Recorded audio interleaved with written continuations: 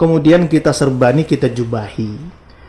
Dan ini pendekatan kita sesungguhnya adalah lebih kepada pendekatan bagaimana menspiritualisasikan seorang calon yang akan menjadi pemimpin. Saya sebagai tokoh agama yang insya Allah kita juga sering dikunjungi para tokoh-tokoh mulai presiden sampai tingkat paling bawah, kita punya kepentingan menjaga bangsa ini. Apa hubungannya dengan Bobby kemarin? Begini, selalu ada saja isu yang dibangun setiap ada pilkada, ini lebih beragama, ini lebih islami, di sana tidak islami. Kalau sebatas materi kampanye positif tidak masalah. Tetapi kalau kemudian ini sampai kemudian ada kebencian, dan kebencian dipertajam dengan fitnah-fitnah, kita perlu jangan membiarkan ini. Say now. Kembali kita bertemu dalam channel Cerita Membidang. Salam generasi Membidang. Kita hari ini bertempat di Ibis Style Hotel, dan acara ini juga sepenuhnya disponsori secara tunggal oleh Ibis Style Hotel yang berkedudukan di Jalan Kapten Patimura. Bersama saya dan Darmawan, rekan dialog kita hari ini adalah yang pertama, Tuan Guru Batak Syekh Haji Dr. Ahmad Saban El Rahmani Raja Guguk MA. Selamat sore, Tuan Guru. Sore. Dan yang kedua rekan dialog kita adalah Bung Ihyar Velayati Harahap. Selamat sore, Bung Ihyar. Selamat sore, Bung Dadang. Baik, topik kita hari ini sebagaimana kita sering dalam satu minggu ini ketahui,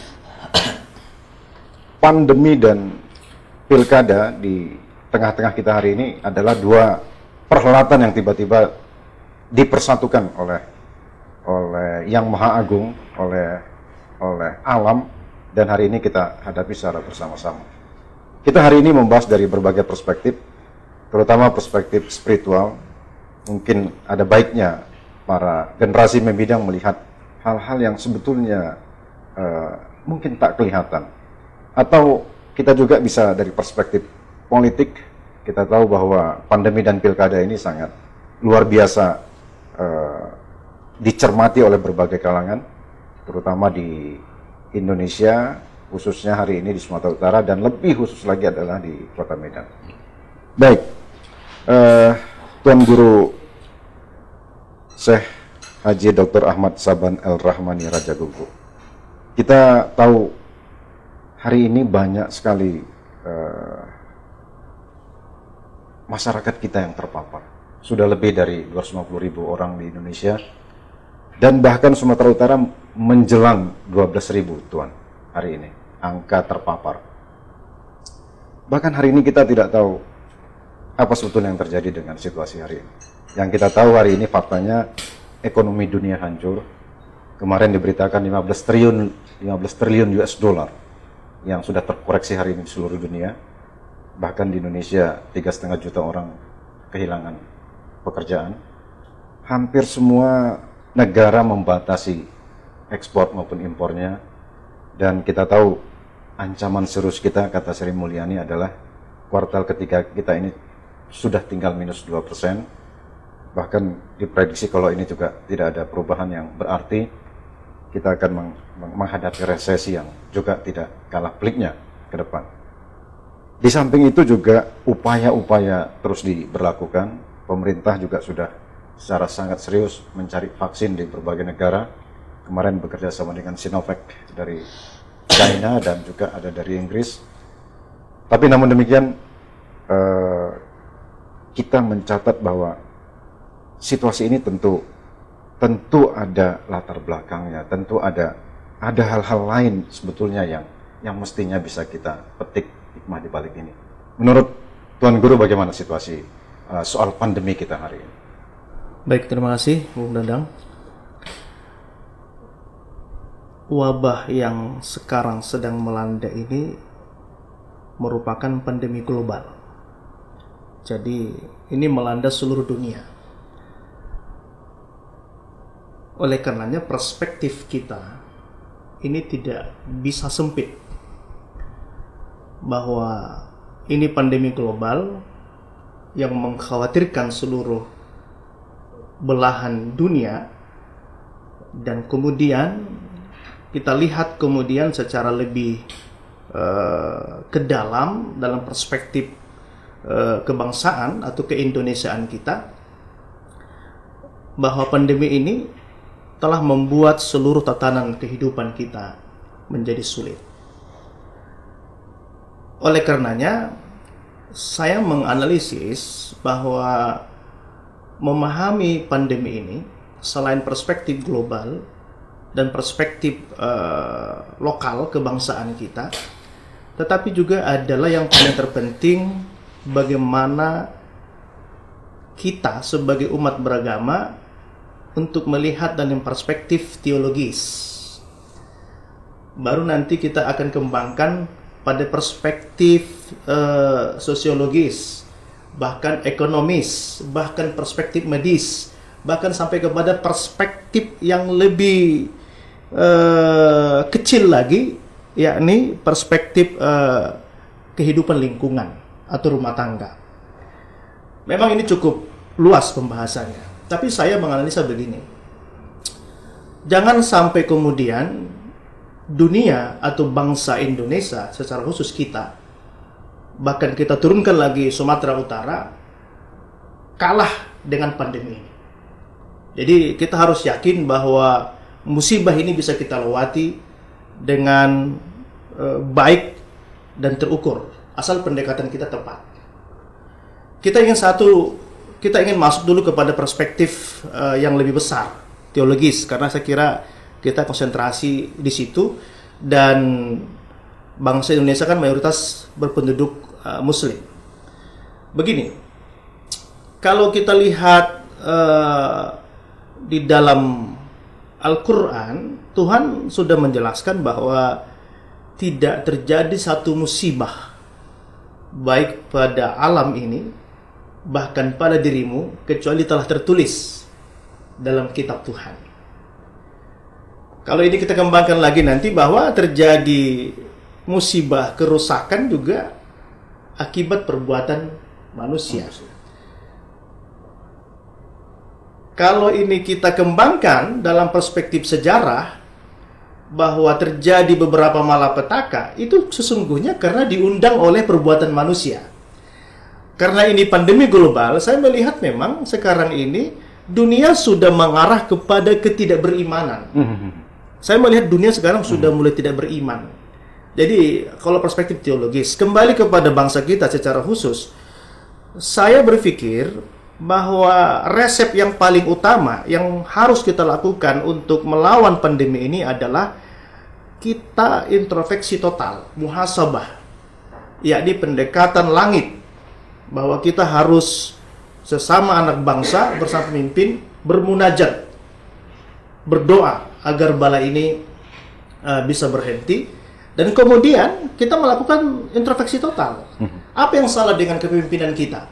Apa yang salah dengan kehidupan berbangsa kita? Saya kira ini. Kalau ini sudah kita renungkan, baru kita masuk kepada perspektif medis, kesehatan. Barangkali ini yang paling penting. Saya melihat perlawanan kita terhadap COVID ini dengan konteks bagaimana menjaga COVID ini jangan menyebar, itu sama sekali masih belum maksimal. Bahkan kalau kita hubungkan lagi dengan terjadinya gejolak baru-baru ini, bangsa kita misalnya ada demonstrasi masif terhadap penolakan RUU Ciptaker itu sangat luar biasa. Setiap daerah di seluruh pelosok Indonesia itu terjadi demonstrasi masif, ribuan. Bayangkan kemudian kalau kita kaitkan dengan protokol kesehatan. Kalau ini benar-benar terjadi proses penyebaran seperti yang kita khawatirkan, saya menduga justru untuk ukuran saat ini atau 2 minggu setelah terjadi demonstrasi itu, ini sudah harus puluhan juta yang harus terpapar, penambahan terpapar COVID-19 ini. Tetapi apakah itu terjadi? Kita belum mendapatkan informasi.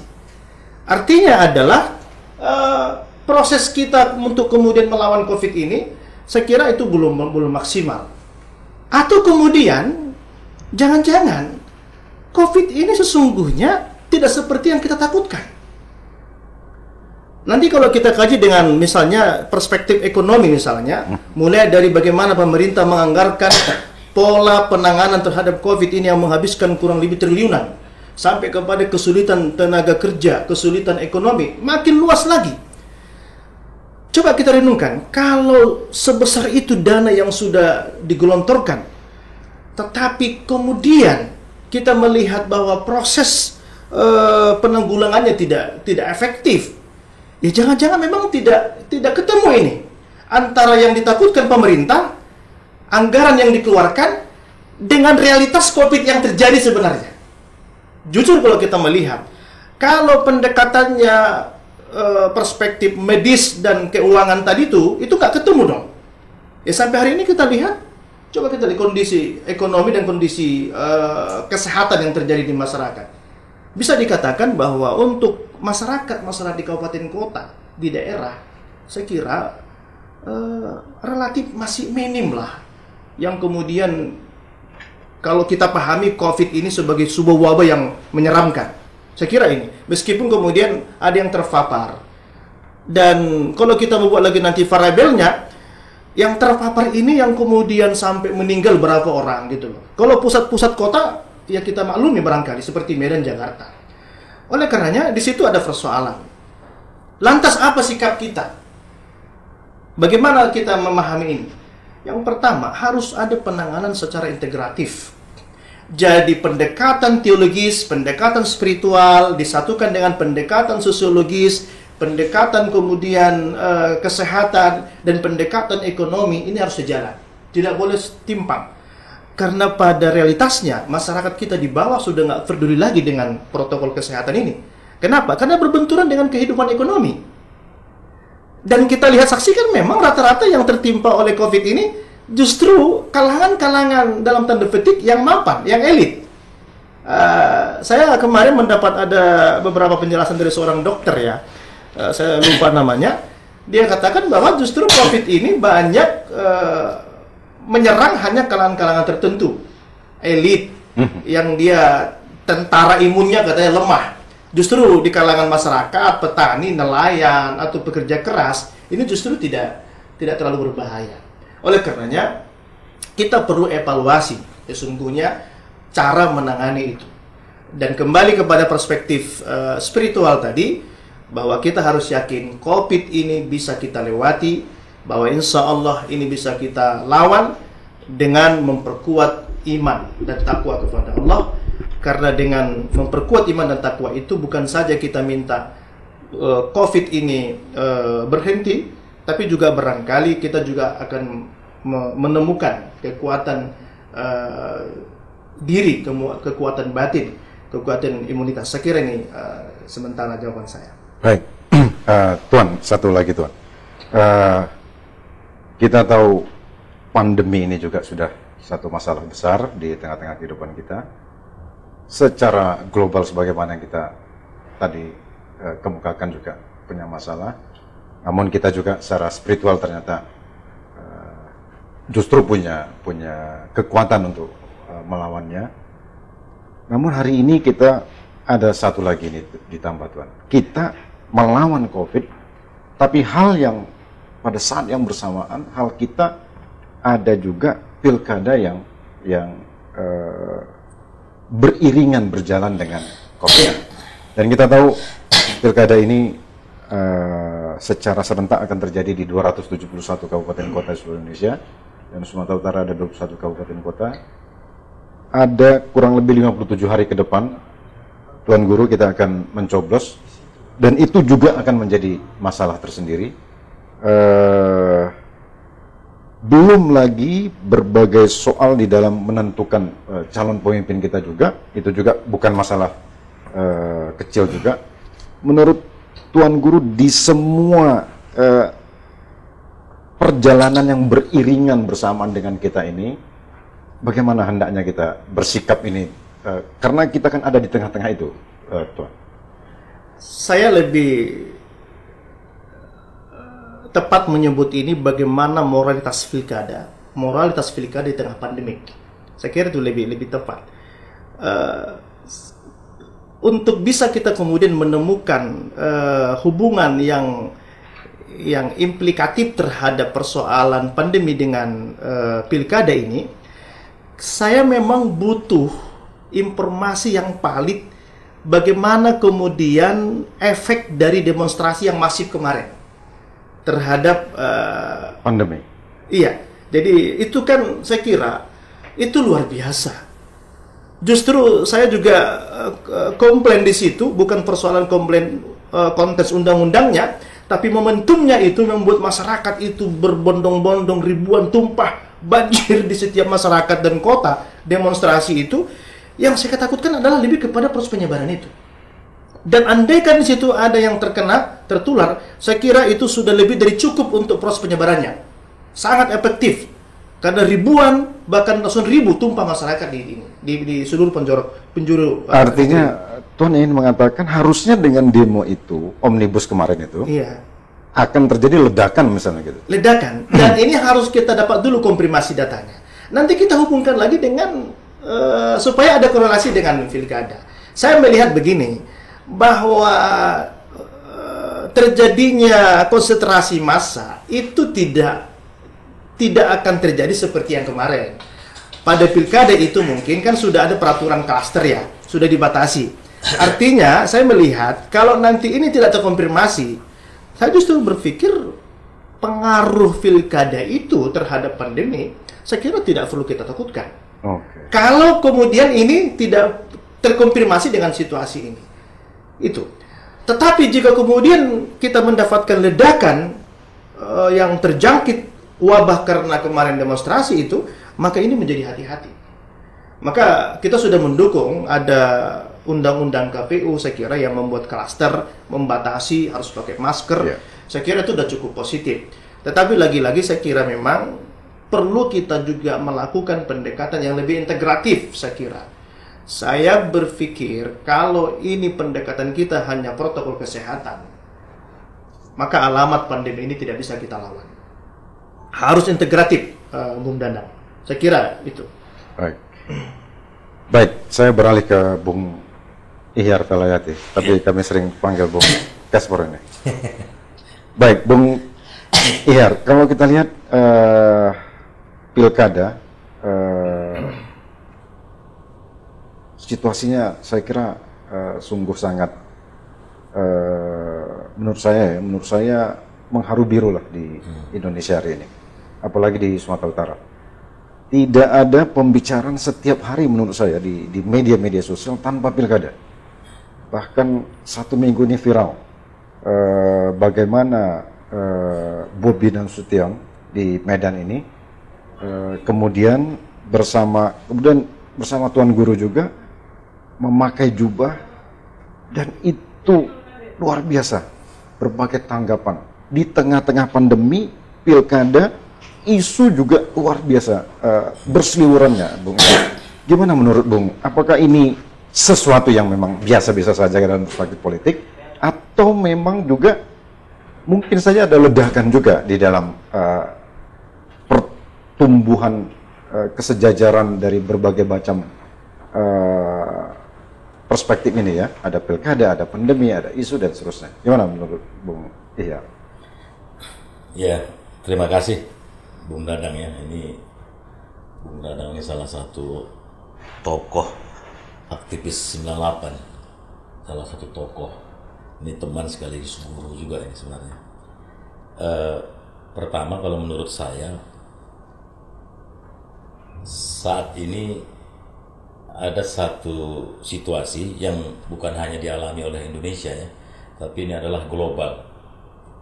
Ada persoalan pandemi yang berimbas secara ekonomi, politik, dan juga ke sektor-sektor yang lainnya.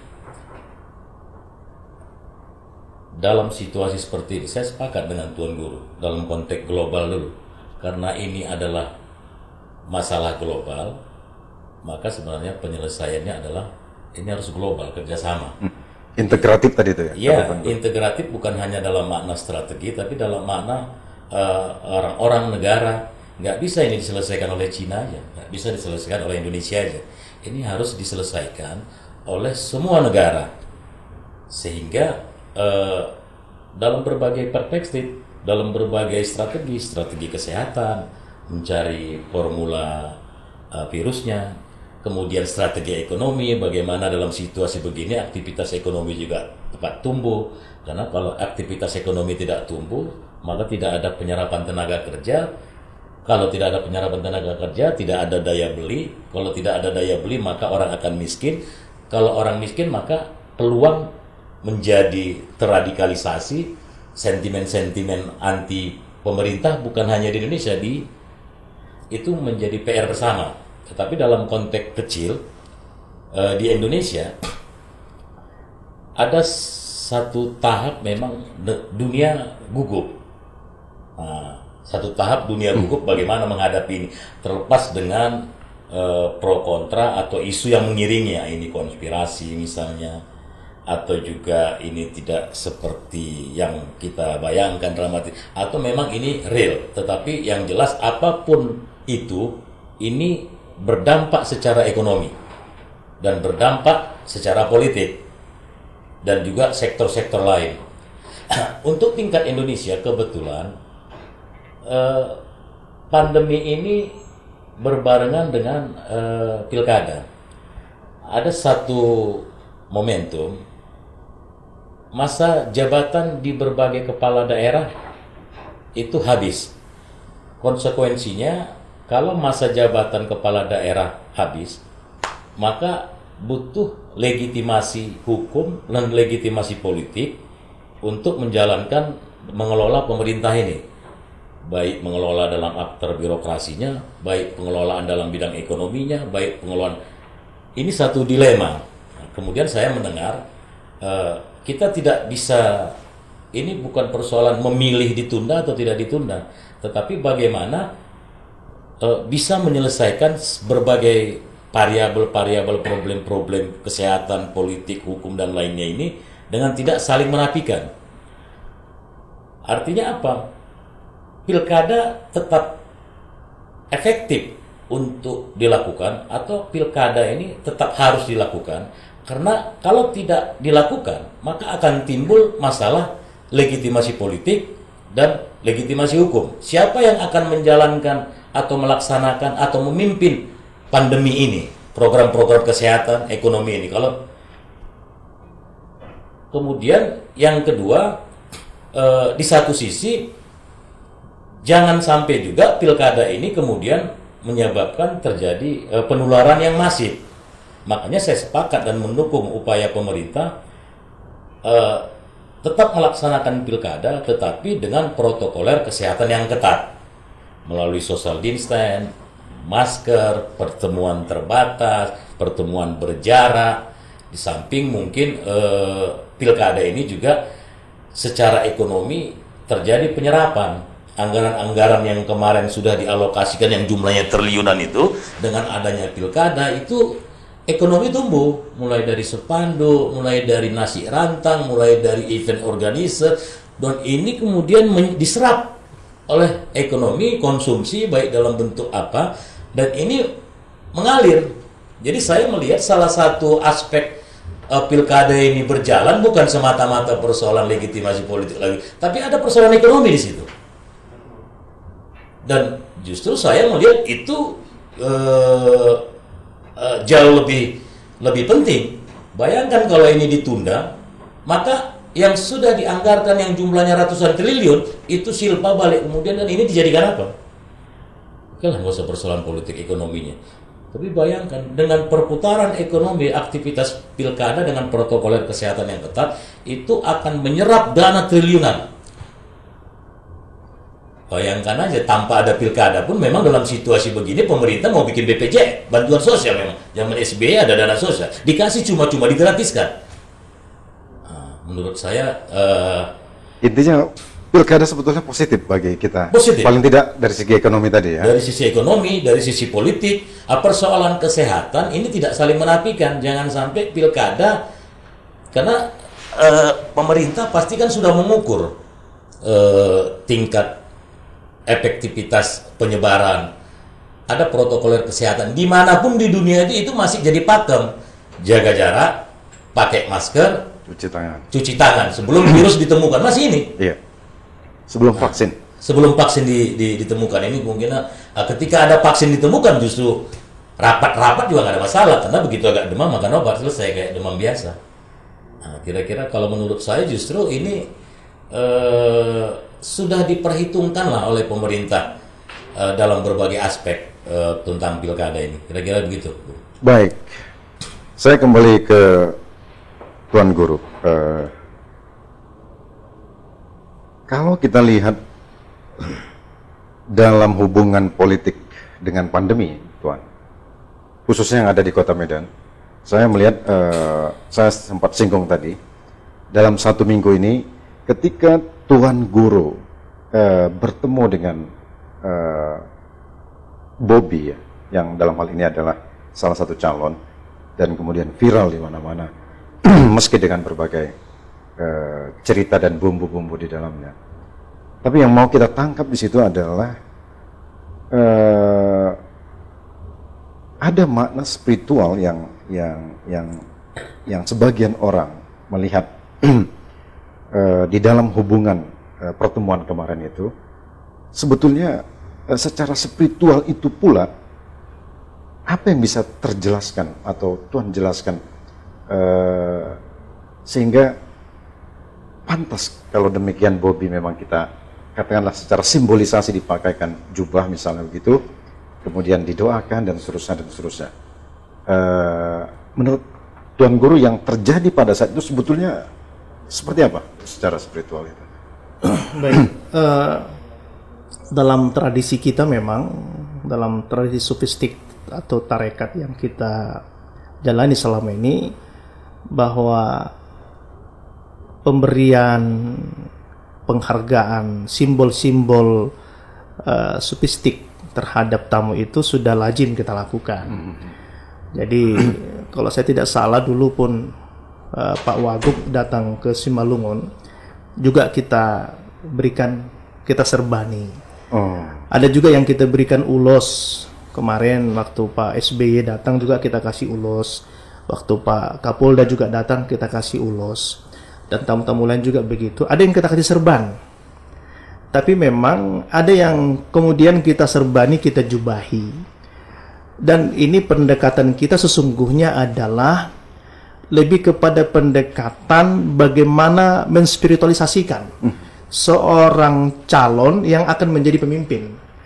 Jadi maknanya sesungguhnya adalah itu bukan penebalan makom spiritual. Jadi kan biasanya kan dalam tradisi sufi, apabila pada tingkat tertentu dibolehkan pakai jubah, pakai serban, itu sesuai dengan tradisi yang ada di masing-masing majelis lah. Tetapi ini bukan itu, tapi ini sebagai simbol penghormatan, penghargaan sekaligus penguatan jiwa. Pertanyaannya, apa yang membuat kita kemudian merasa pantas memberikan itu ke saudara Bobi Nasution misalnya? Yang pertama, sebelum beliau datang, bahwa jauh hari juga sudah diinformasi akan datang silaturahim. Kita sudah melakukan diskusi, dialog di kalangan jemaah, dan akhirnya kita melakukan kontemplasi atau istikharah politik, bagaimana sikap kita. Saat itu kemudian kita mendapat petunjuk agar kita menerima, memberikan simbolisasi itu, dan sekaligus juga mendukung. Kenapa? Karena begini, bangsa kita terakhir ini kan sedang mengalami proses pembelahan itu karena politik identitas. Iya. Apakah salah? Tidak. Tetapi ketika politik identitas itu membuat kita terpecah terbelah, salah dong. Kenapa? Karena sesuatu yang sudah kita sepakati oleh para founding father ini bahwa kita satu kesatuan, negara yang majemuk, kebinekaan, itu adalah harga mati. Politik identitas itu bisa mengusik sampai ke sana. Tidak ada yang salah memang dengan konteks undang-undang, barangkali bahwa muslim memilih yang muslim, tidak muslim, tidak salah. Tetapi ketika ini menjadi materi politik yang melahirkan gesekan, pembelahan, jadi masalah. Saya sebagai tokoh agama yang insya Allah kita juga sering dikunjungi, para tokoh-tokoh mulai presiden sampai tingkat paling bawah, kita punya kepentingan menjaga bangsa ini. Apa hubungannya dengan Bobby kemarin? Begini, selalu ada saja isu yang dibangun setiap ada pilkada, ini lebih beragama, ini lebih islami, di sana tidak islami. Kalau sebatas materi kampanye positif tidak masalah. Tetapi kalau kemudian ini sampai kemudian ada kebencian, dan kebencian dipertajam dengan fitnah-fitnah, kita perlu jangan membiarkan ini. Jadi oleh karenanya, ada dua kemungkinan yang mereka tidak setuju dengan pemberian penghargaan simbol penyerbaran dan penyematan jubah. Pertama mungkin boleh jadi karena perspektif kepentingan politik, ini saya kira normatif. Tapi ada yang kedua yang berbahaya. Apabila dia merasa tidak pantas itu diberikan kepada Bobby, karena dia merasa dia yang paling beriman, dia yang paling tidak pantas karena dia mungkin kurang beriman, ini dianggap lebih beriman, ini berbahaya. Ukurannya apa? Bobi Nasution, pandangan kami, bukan karena kita mendukung, saya kira seorang anak muda yang soleh, punya keluarga, dilahirkan dari keturunan yang baik. Artinya, kita sebagai muslim perlu memberikan doa, dukungan. Saya sebagai tuan guru yang kemudian dikunjungi, memberikan simbolisasi ini, ingin menguatkan. Kami dukung engkau, dan kami berikan jubah dan serban ini sebagai simbol agar engkau senantiasa berada di tengah-tengah alim ulama, orang soleh, memimpin kota Medan ke depan. Itu satu. Yang kedua, kita tidak pernah menjelekkan yang lain. Itu sudah selesai di kita. Bahwa kita tidak akan pernah merasa lebih baik dari orang lain. Kita tidak akan pernah menjelekkan paslon yang lain. Dan kita sesungguhnya juga dengan konteks adab menerima semua orang tamu datang. Arti kalau Ahyar datang besok bagaimana? Dengan Tuan Guru. Kalau lazimnya, karena ini adalah di Majelis Kota Medan, umumnya menerima semua orang datang. Tapi karena ini kita sudah memberikan pilihan, kita akhirnya kemudian juga harus menjaga etika politik dan adab-adab lain. Nanti kan jadi tidak baik. Tapi kita mendoakan seluruhnya. Artinya apa? Kita tidak akan pernah memburuk-burukkan, menjelekkan yang lain. Kita mendoakan semua. Tapi ini persoalan hope, harapan, dan persoalan love, kecintaan terhadap Kota Medan, dan keyakinan bahwa mungkin pada tangan-tangan Bobby dan Aulia, kita meyakini segala problematika Medan lebih mudah, lebih cepat untuk bisa dibenahi. Hanya sebatas itu aja. Kitalah memberikan spiritualitas supaya ini berada di tengah-tengah alim ulama. Jadi sekira pemberian serban dan jubah itu, hemat kami, itu lazim-lazim saja. Dan sekarang menjadi viral, menjadi berita nasional. Saya juga terus hampir setiap hari dapat konfirmasi dari para wartawan bahwa juga ada bulian, dong. Bahwa situ juga ada hujatan. Itu kita anggap biasa lah. Dalam tradisi sufi kan pujian dan hujatan itu kan sama sesungguhnya, sama-sama pesan dari Tuhan juga. Tetapi yang ingin kita perbaiki di situ, mulai saat ini dan ke depan, mari kita jadikan politik identitas yang membuat suasana bangsa kita berpastabikul khairat. Bukan caci maki, bukan fitnah, bukan hoax, dan apalagi kemudian sampai ada penghakiman, dia tidak beriman, kami lebih beriman, kami lebih dekat sama agama, mereka tidak, apalagi sama-sama satu akidah. Saya kira itu pesan pentingnya. Baik. Intinya Tuhan sebetulnya ingin mendorong kedua pasangan ini sebetulnya berlomba-lomba lah berbuat baik tadi itu, gitu Tuhan ya. Ya, karena begini, Bung Dadang, karena kita merasakan ini politik identitas ini, apalagi pemilu kemarin. Cobalah berapa banyak orang yang kemudian, mohon maaf ini, saya agak kasar sedikit, yang seakan-akan dia membela agama, tapi membela dirinya supaya terpilih menjadi DPR RI, menjadi DPR, menjadi DPD. Tapi apa yang dijual? Agama. Apakah salah? Tidak salah.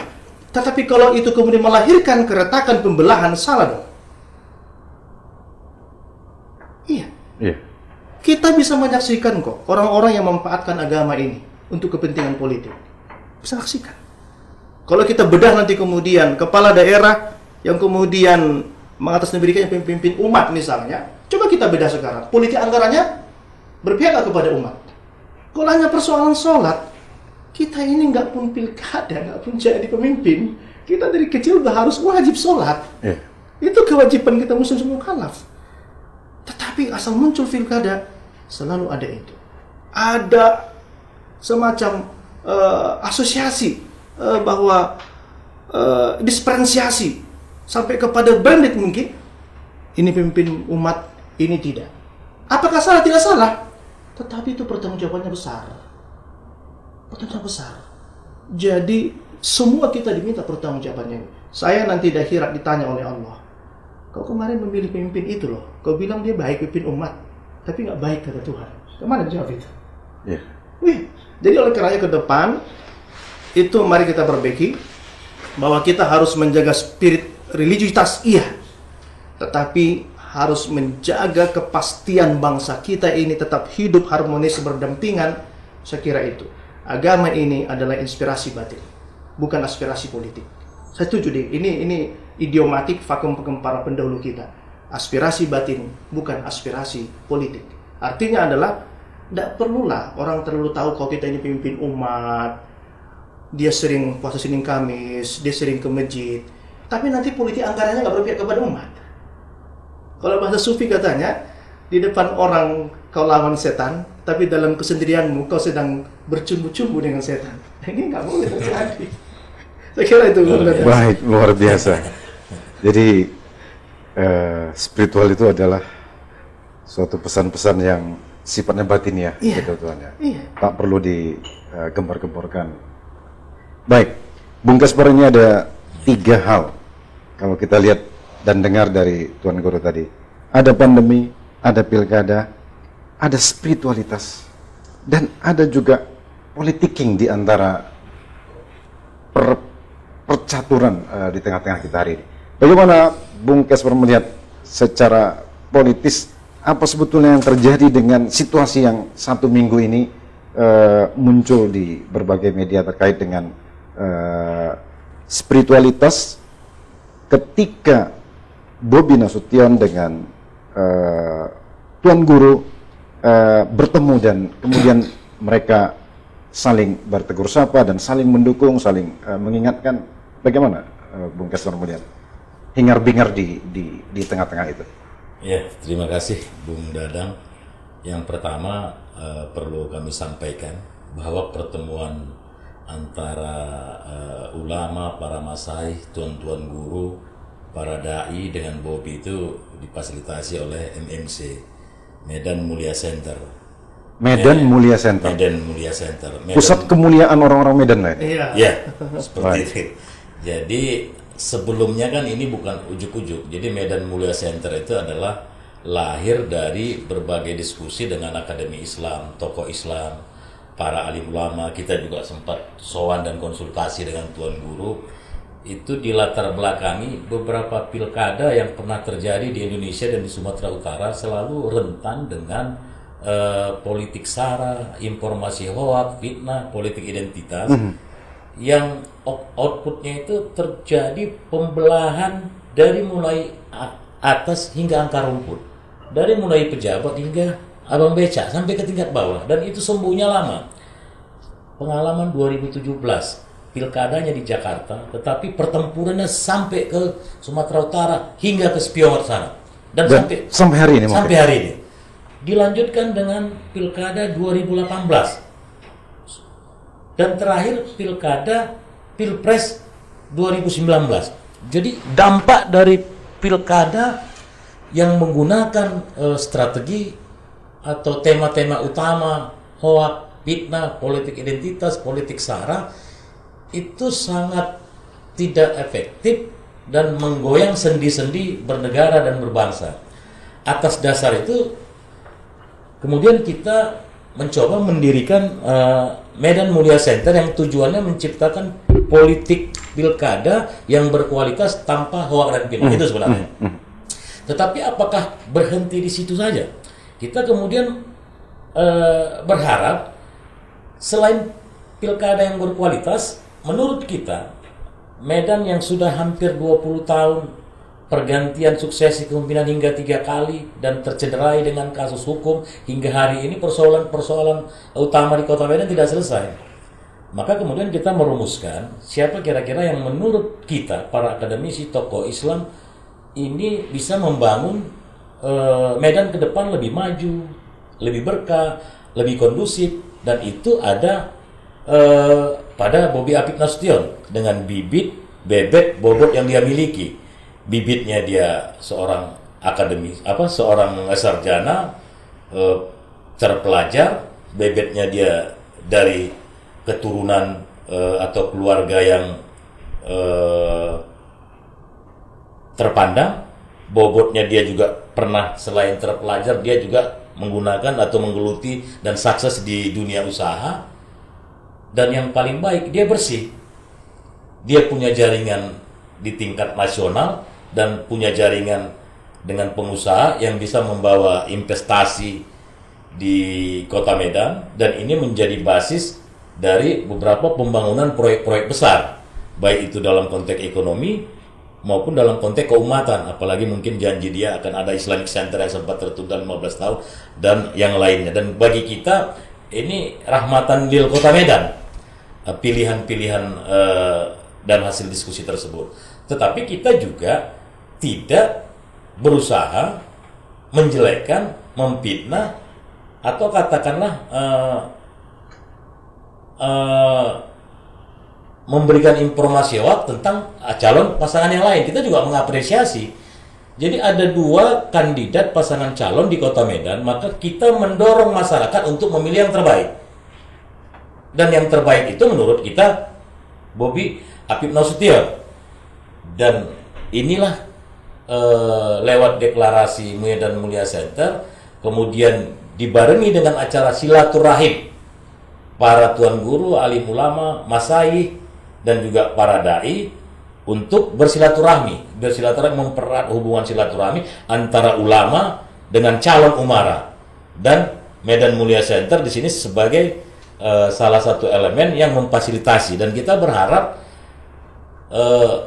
dengan adanya pertemuan silaturahmi antara calon wali kota dengan para alim ulama, kemudian hal ini diinisiasi oleh para akademisi atau tokoh masyarakat, tokoh pergerakan, kita berharap pilkada ini mencerminkan pilkada yang berkualitas, tidak ada hoax di dalamnya, tidak ada fitnah, dan juga boleh ada politik identitas, karena itu tidak bisa dinafikan. Tapi seperti kata Tuan Guru, politik identitas jangan sampai menggerus sendi-sendi kebangsaan, sendi-sendi bernegara, sendi-sendi keumatan.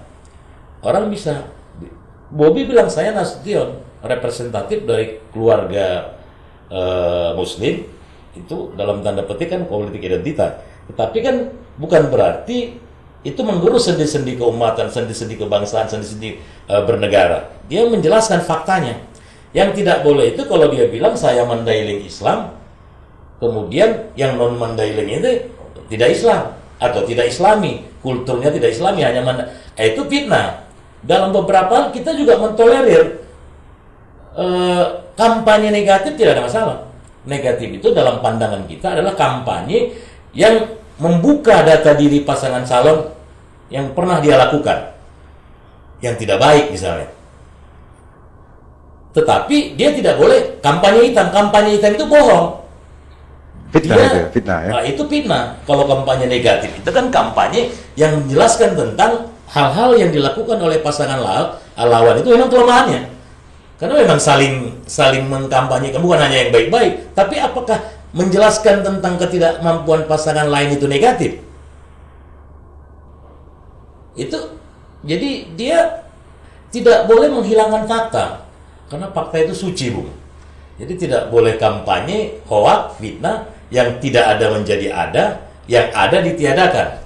Kurang lebih itulah pesan pertemuan kemarin itu yang digagas oleh MMC itu. Iya, kita pertemuan itu esensinya adalah yang pertama kita ingin memberi himbauan kepada masyarakat bahwasanya alim ulama, akademisi, tuan-tuan guru menghimbau kepada umat Islam agar berkomitmen untuk menuju pilkada yang berkualitas. Pilkada yang berkualitas itu adalah pilkada tanpa hoak dan fitnah. Oke. Kemudian yang kedua, dari hasil diskusi para tuan guru, alim ulama, para masai dan para dai itu, dan juga hasil istirah mereka telah terdiskusikan dan tersimpulkan dari dua pasangan yang baik ini, yang paling baik untuk menuju medan maju berkah dan kondusif itu adalah pasangan Bobi Afif Nasution, dan diharapkan kepada seluruh masyarakat untuk mengindahkan gitu ya seruan dari para alim ulama, atau menerima para alim ulama,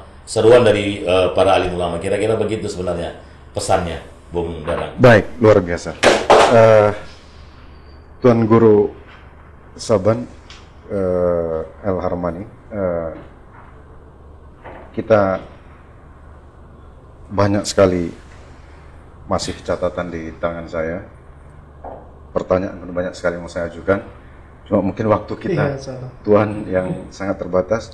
Saya ingin mendapat simpulan yang bermakna dari Tuan terkait dengan apa yang kita bicarakan tadi, pilkada, tapi di tengahnya ada pandemi, dan di tengahnya juga ada politik, ada hoax dan lain-lain yang juga berseliweran di tengah-tengah kita. Ini adalah ramuan yang hari ini ketiga-tiganya dalam satu adonan, dan itulah yang disajikan hari ini ke tengah masyarakat. Kurang lebih secara spiritual apa yang bisa kita pesankan Tuan kepada masyarakat Kota Medan ini, agar kurang lebih selama 57 hari ke depan dapatlah kita semua ini mendapat hikmah, pelajaran berharga dari situasi kita ini. Gimana Tuan? Baik, terima kasih Bung Dadang. Saya kira ini pertanyaan sangat bagus ya. Semua problematika kehidupan itu hanya bisa kita selesaikan dengan baik apabila kita memiliki spiritualitas yang baik. Spiritualitas yang kita maksud di sini adalah bagaimana memaknai kehidupan. Memaknai kehidupan yang kita maksud adalah ketika kita kemudian bisa menerjemahkan apa yang terjadi dan apa hikmah di balik yang terjadi. Pandemi global itu hanya satu pesan Tuhan. Tetapi apa makna pesan Tuhan ini? Sesungguhnya banyak yang dapat kita petik, tapi ini menjadi koreksi, menjadi simbol dari langit agar kita lebih muhasabah, mulai dari kehidupan berbangsa, dari ekonomi, politik, kepemimpinan, sampai kepada beragama sekalipun. Jangan-jangan kita sedang terus menjaga, merawat kemunafikan selama ini, sehingga pandemi ini harus menjadi membuat kita lebih sadar memaknai kehidupan. Yang kedua, pilkada.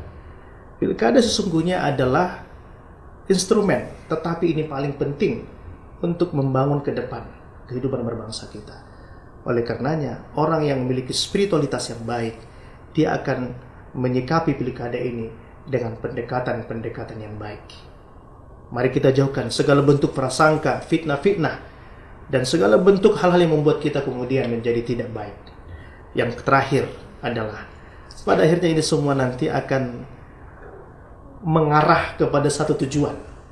Bagaimana kita sebagai individu, anak bangsa, bisa memberikan kontribusi terhadap pembangunan bangsa, daerah, bahkan dunia, menuju bangsa yang baldatun thayyibatun wa rabbun ghafur. Saya kira ini. Amin, amin, amin. Baik, luar biasa dari Tuan Guru. Bung Ihar, 1 menit, apa yang bisa Anda simpulkan terkait dengan situasi pandemi, pilkada, dan politik di sekitar kita, khususnya di Kota Medan kita ini? Iya, pandemi, pilkada, dan politik.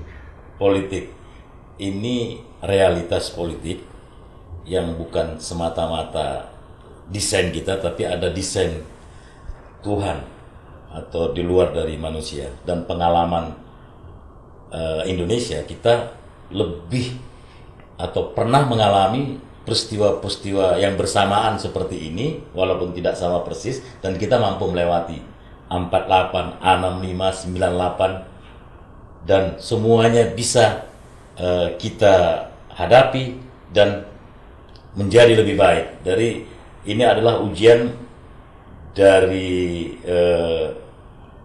Tuhan atau dari alam kepada kita, dan saya sangat yakin kalau ini bisa kita lewati, maka kita menjadi lebih kualitatif ke depannya, dan pengalaman-pengalaman mengajarkan bangsa Indonesia mampu melewati ini semuanya. Kira-kira demikian. Baik, terima kasih Bung Casper atas waktu dan kesempatan pada hari ini. Sama-sama. Begitu juga kepada Tuan Guru Saban El Harmani Raja Gugu. Terima kasih Tuan atas kehadirannya. Mudah-mudahan kita bisa bertemu kembali pada lain kesempatan. Baik, demikianlah Generasi Membidang podcast kita pada hari ini dari Ibis Style Hotel di Jalan Kapten Patimura. Kami menyampaikan salam Generasi Membidang.